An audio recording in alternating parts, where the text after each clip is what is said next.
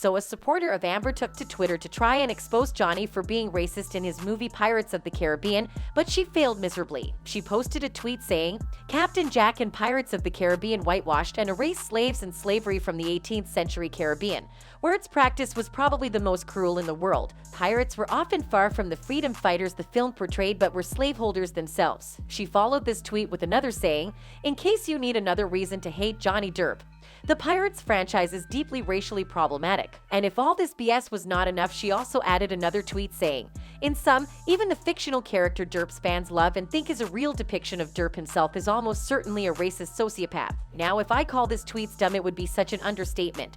For starters, Johnny is an actor. He receives scripts, learns the scripts, and acts them out. If this woman had a problem with the portrayal of the movie, she should have contacted Disney and not wasted our time trying to accuse Johnny, who was only doing his job. Other fans seem to agree with me because one posted, "It never tried to be historically accurate. Depp was just an actor. He didn't write the movies. Heard's movies could be problematic as well if you pick at them, lol." Another said, "Nope, that was at Disney Studios." Or not making any sense at this point. Give it a rest. Pirates of the Caribbean movie was based on fantasy, and it had inclusion of different races with one of the most powerful characters, Calypso, being an African princess. So did she expect Disney to put slaves in a kid's movie? She has tweeted a lot of mean stuff about Johnny and his people, and all this is due to the fact that Johnny won the defamation trial between him and his ex-wife Amber Heard. He won fair and square, proving that Amber had defamed and wronged him in 3 degrees, and the jury confirmed that. Do you find that Mr. Depp has proven all the elements of defamation?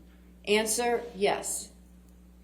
Has Mr. Depp proven by a greater weight of the evidence that question, the statement was made or published by Ms. Heard? Answer, yes. Yes, from all the evidence we have seen, Amber is guilty of all 3 charges, and she should pay Johnny $10 million and $5 million for impunity charges. Instead of Amber and her team accepting their defeat, they have been going around accusing other people for making them lose. Elaine, Amber's attorney, accused the jury for relying on social media for their verdict, and also accused the judge of being biased and saying how the verdict is such a setback for women who have suffered from abuse. She said "I am so sorry to all those women out there. This is a setback for all women in and outside the courtroom." Now, this Amber Heard supporter decided that she was going to lift her Black Lives Matter flag over Johnny's head because using the hashtag #TagMeToo had not worked for Amber.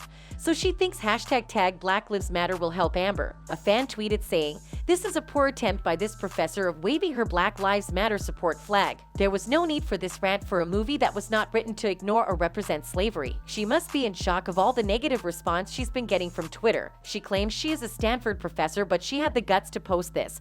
There are more ghosts and squid people than slaves, freed or otherwise, in this series, including the installment that Depp claims he rewrote. The fact is that for this day and age, even for Hollywood, this is an unreasonably white film given its context. Of course, there are fantasy creatures in this movie. It was a fantasy film, not a documentary, nor was it a historical movie, so what did she expect? Does she think the said squid people and skeleton people existed in the 16th century or something? A fan tweeted, "See, there's this term you might not have heard of. It's called fiction, as in the events that took place in the media are usually not 100% accurate to the era it's portrayed in." Given that you're a professor at Stanford, I find it disappointing to have to remind you of this. Me too. How can a well-respected professor have such a small mindset and try to bring down a man who has been down for the past 6 years?